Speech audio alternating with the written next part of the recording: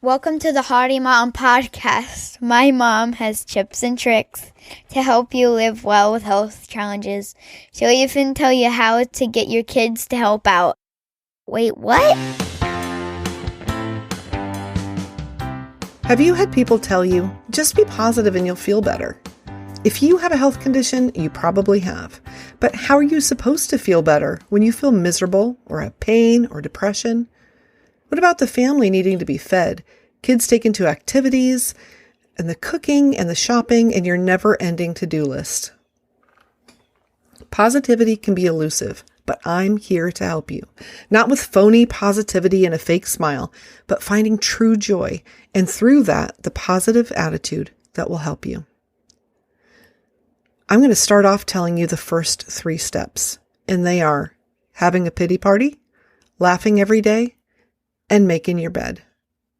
Keep listening for the details on those things, and there's going to be a bonus 4th step at the end of the episode. But I want to start off with a little story about myself and how I learned how to be positive. Are you a sports fan? Truthfully, I'm not. But I like watching my own kids play sports, and my favorite one is baseball, and I loved playing it with them. I love the red dirt crunching under my feet, the sunshine on my shoulders, and the feel of the bat in my hands as I swing and connect with the ball. And on a spring day that just happened to be April Fool's Day in 2014, I took my kids to play baseball. My youngest 2 had never played before, and it felt so good to show them how to hit the ball and run the bases, and it was adorable how my 17-year-old son would pick up my 2-year-old son, help him hit, and run him around. We had so much fun that day. But that night, I started having a hard time breathing. It got so bad, my husband had to drive me to the emergency room. We lived out in the country at that time, right on the border of Portland, Tennessee, and Kentucky, and there was no hospital out there. Calling 911 was pointless unless I wanted to wait an hour and then be taken to a less than great hospital. So we loaded up and my husband drove me.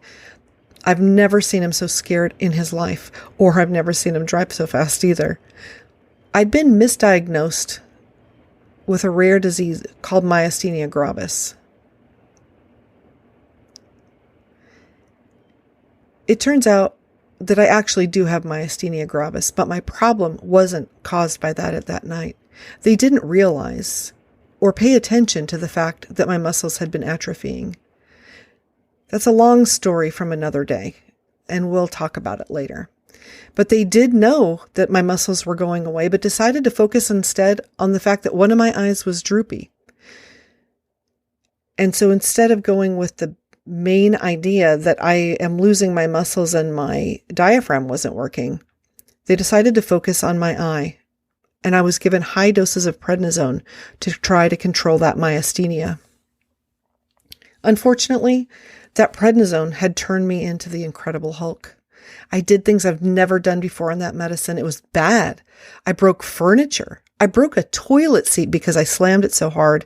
And as you can imagine, I wasn't very nice to anyone around me either. I wasn't myself at all. So to counteract that, they gave me a muscle relaxer. Now remember before when I said my muscles were atrophying? Well, if they'd paid attention to that, they would have realized that by giving me a muscle relaxer, they were potentially giving me a death sentence. See, at this point today, my diaphragm, the muscle that moves so that I can breathe, works at 20%. We don't know how well it was working back then, but it wasn't over 50%. So when I took a muscle relaxer, it relaxed all my muscles and my diaphragm so much that I couldn't breathe. The running from that beautiful and fun softball game ended up sending me to the ICU. And that started the first of my 5-week-long stays in the hospital. As you can imagine, being almost an hour away from my family with so many kids at home was devastating.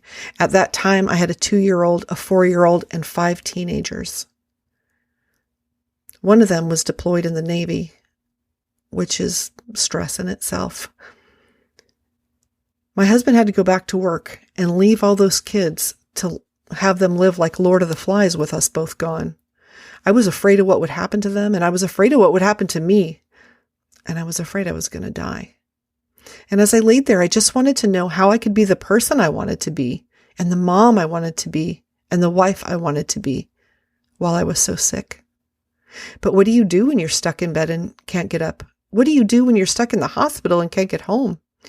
When your eyes are so tired, so blurry, and your double vision is so bad that you can't read? My arms were so tired and weak, I couldn't even hold my computer in my hospital bed to be able to do anything at all. Can you picture yourself doing absolutely nothing for a week? Sure, it sounds great, right? But after the first day, you've got to do something. I couldn't just sit there and do nothing. So I got a tablet. I could hold it because it was light. I changed the size of the writing so that 5 lines were on the screen and filled it, and they were big enough for me to see. And I could read books that way and do research. I researched ways that I could be a parent when I couldn't get out of the hospital, for ways to live when I got home and wouldn't be able to get out of bed. When I got sent home, I spent 4 months in bed. I spent another 4 separate weeks in the hospital that year.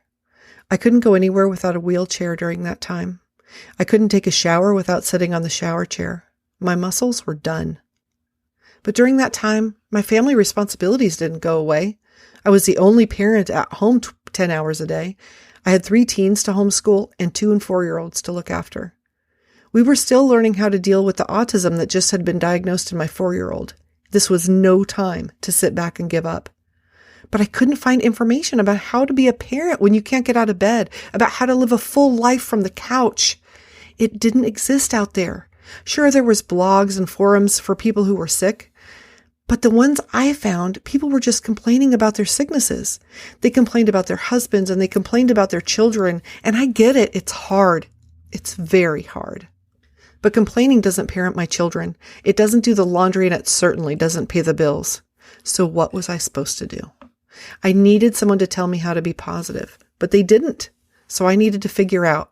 And now I'm sharing it with you. First, you need a good old-fashioned pity party. This may sound counterproductive. If you're trying to be positive, why are you going to focus on the negative things? Well, I'll tell you. Because in our culture, they tell you, just suck it up and get over it, right? Just stop complaining. Just ignore it. Whatever all the lies are that you're told, those aren't going to help you because you have all these negative things in your head. And they need a voice so that they can get out of your head and be gone. So what I recommend is setting a timer for 5 minutes.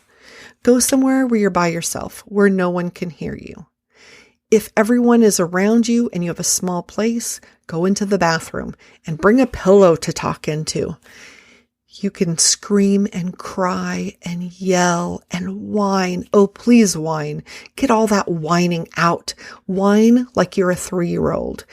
Whine about all those things that have been festering for so long, that are driving you crazy, that make you just want to scream. Get it out. Scream. And when the timer beeps, you have 2 choices. You can set it again and keep going, or you can take a few deep breaths and realize you've let those things out. They're not captive in your mind anymore. They're out. Sometimes just releasing them helps. Sometimes hearing ourselves say the things that are really bothering us will lead us to the solutions to those problems. At first, you might want to have a pity party every day. Then maybe every week or every month. Sometimes your pity party might be 10 minutes long or 15 minutes long. Sometimes 1 minute will do. I'll be honest, when my kids are having a really rough day, I'll set a timer for 1 minute and we all moan and groan and whine and get it all out. And then it's over. And you'll be surprised how good everyone feels. Now, my second thing is laughing. You have got to laugh. Now, you may be looking around at a messy house. Maybe you don't have enough money for food or medical care, or maybe you're sick and nobody can figure out why. And you're going to think, how in the world am I supposed to laugh? I can't laugh. This situation is not funny. But you need to laugh. People need to laugh. You need to, when you laugh, you release endorphins that actually make you happy. So find something that will help you laugh. Okay? So you can get some joke books.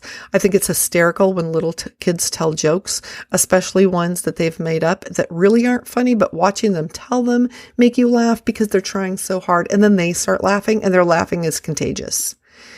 You can turn off the news and start watching something funny instead of that, because the news is really never going to make you laugh.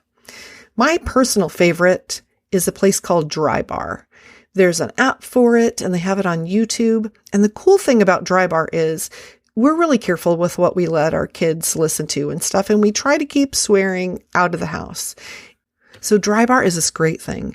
It's an actual club that's located in Salt Lake City, Utah.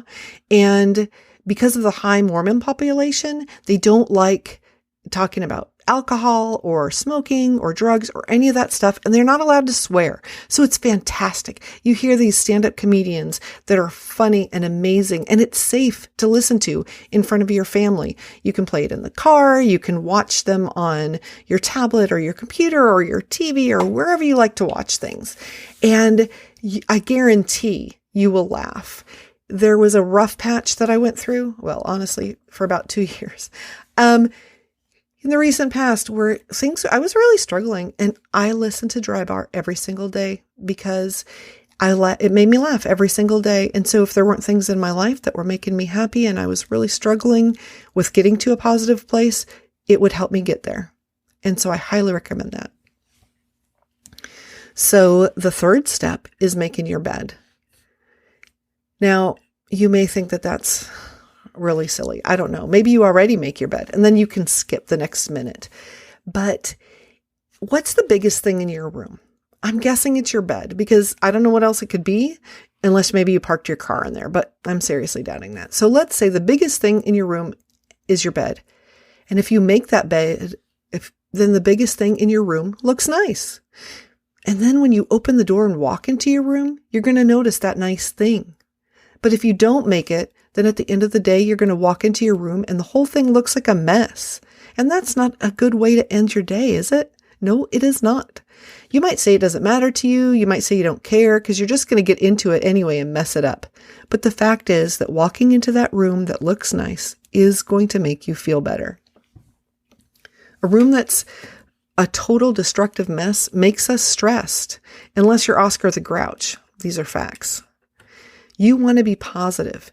And in a world that sometimes feels like it's spinning out of control, making your bed is a positive, doable thing for everyone. Give yourself the gift of something nice at the end of the day. Here's a fun fact. When I was so sick that I was in a wheelchair and couldn't get out of bed by myself, I would make my bed around me every morning. True story. I'd sit up, I'd neaten the sheets and the blanket and the comforter so that when I got up to go to the bathroom and came back, it was nice. Does that sound dumb or a waste of energy? It was not.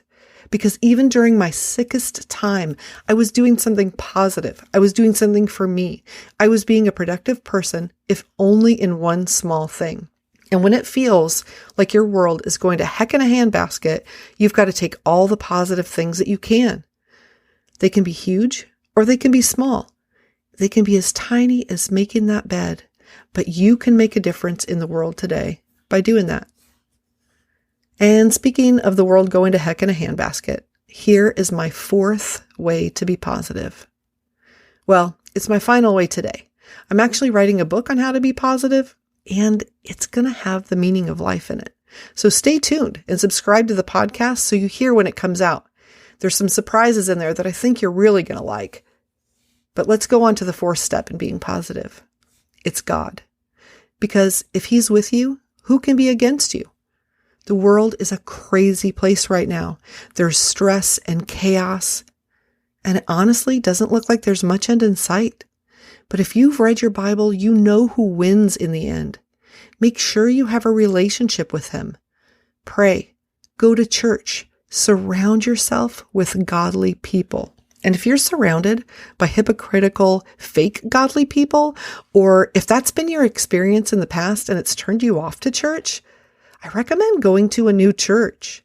Go to a couple. Find the one that suits your personality, where they are truly worshiping God, and where you can focus on God instead of the people. Because if they're distracting you and something feels off, that's not where you should be.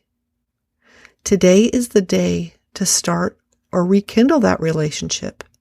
Or if you have it now, to grow it. Is God calling you? So those are my 4 steps today to being positive. I hope this has helped you. I know that it helps me every single day. Every single day we do these things in our home, and we are staying positive even in the midst of illness and chaos and the craziness that's happening out there. It's my goal to make the world a better place. And if I can help you feel positive today, then I've done my job. Please feel free to reach out to me. contact@heartymom.com, because I would really love to hear from you. And if you don't have anyone to talk to or anyone to tell you that you're a great person and that you're loved, send me an email and I'll let you know, because you're a great person and you're loved. Have a blessed day, and I look forward to talking to you next week. You're health challenged, girl, I get it. Feeling anxious, depressed, don't you sweat it. You felt alone with no one to go to. Finally someone is here who gets you. So premenopausal or postpartum, all stages of womanhood, girl, we've got 'em. I've been there, I've done that too. With the Hearty Mom podcast, yeah, I'm here for you.